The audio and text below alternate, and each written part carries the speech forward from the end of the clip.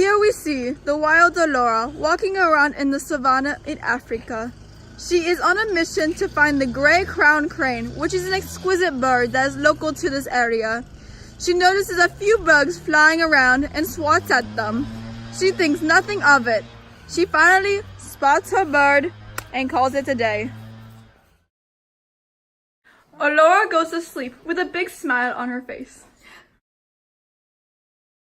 As 14 days have passed since the little Laura went bird watching, she notices some weird traits that are popping up. She feels very hot and feels sore constantly. She goes to sleep just regarding these symptoms as if it's just a flu or even a common cold. Laura wakes up 16 days since her exploration, still not feeling well, and does her normal morning routine, which includes doing her makeup and getting ready. As she applies a thick layer of mascara, her stomach gets so upset. Next thing she knows, she's bent over the toilet, puking. She realizes at this moment that something has gone wrong.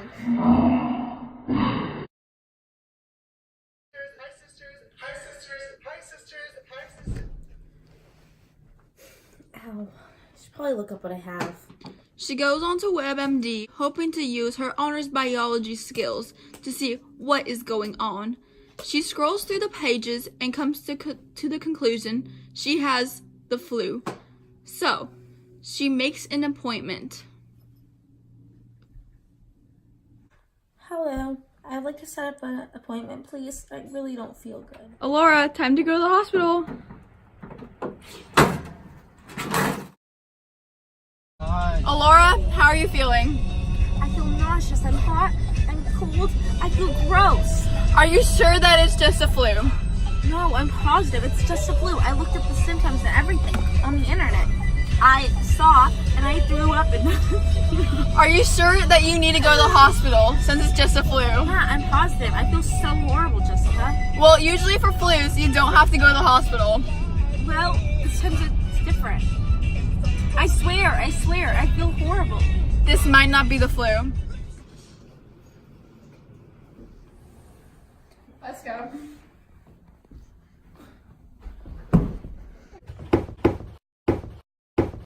This is Laura. She called you. I don't feel so good.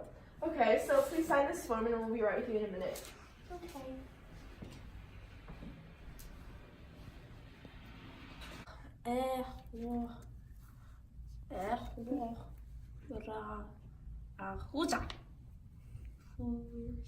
Eleanor Ahuja? Yeah. It's Alora Ahuja. Sorry. Call me Dr. Aiken or whatever. Okay, Laura, I think we're gonna have to take a thick and thin blood smear test to see what this is, because it's most definitely not the flu. I really don't like blood or needles. Yuck. I'm really sorry, but this is the only way we can test for the parasite in you. Okay, we got your blood sample. We're gonna just put a Band-Aid on there.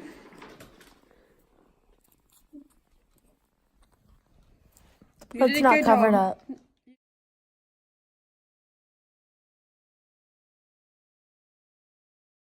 Actually happening inside of Laura. Let's take a look. Oh. I'm red blood cells. I'm liver. I'm parasites.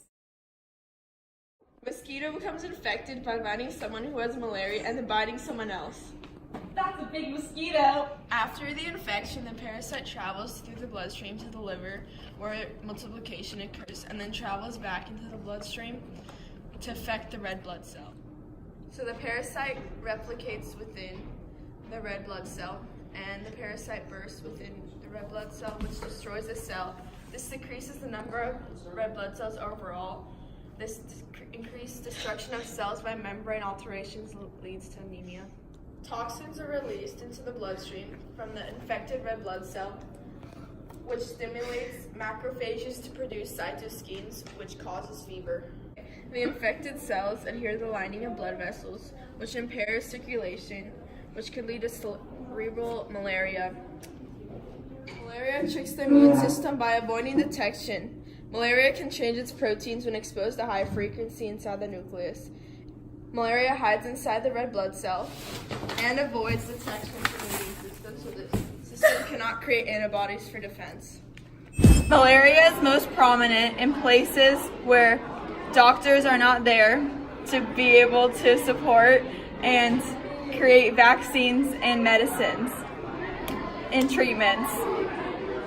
It could be preventable if these places had enough money for bug spray and nets, but in places like Africa and Asia, there is not enough funding, so it is a higher risk of them getting it and dying from it. I regret to inform you, you have malaria.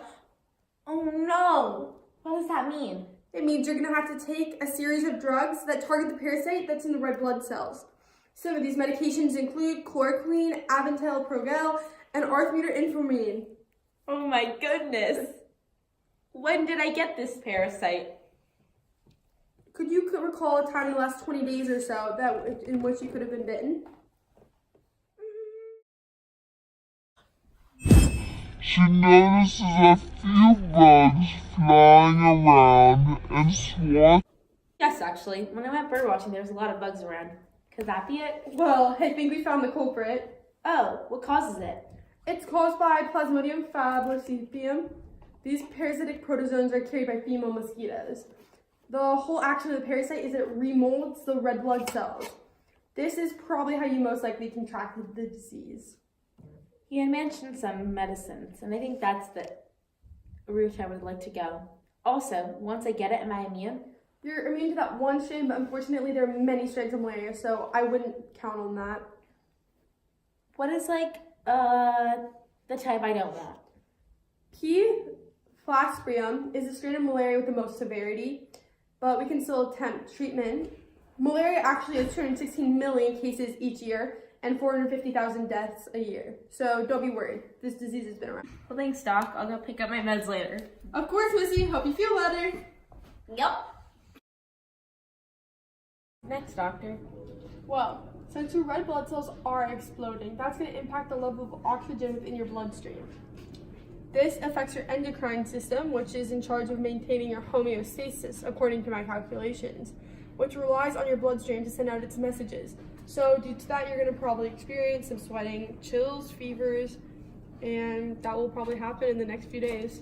Thank you. This sucks. Laura, don't say that, miss, because people in third world countries aren't even fortunate enough to get treatment with the anti-malarials because of their poor government structure.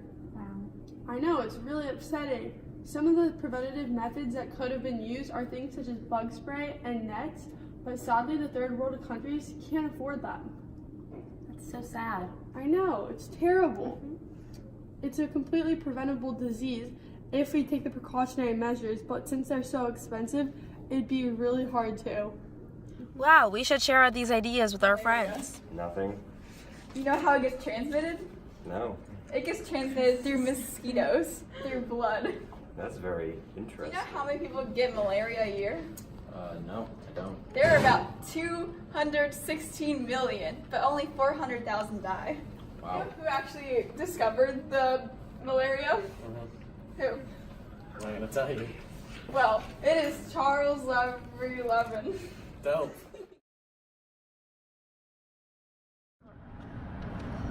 Oh, how are you feeling? Better, but I'm a little bit scared if I ever get it again. Would you die? Would I?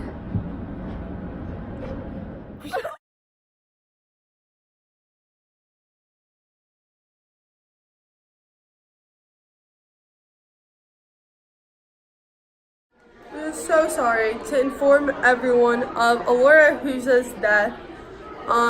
Death by malaria, and she will be remembered really well because she wrote a really memorable rap about malaria. But in her honor, we'd like to take a few preventative methods, such as handing out free bug spray and insecticide nets to help prevent this from occurring again. Rest in peace, Alora. Now, you got the area. You got the malaria. Some call bacteria, ain't really a virus. Go ask your mom for some bug spray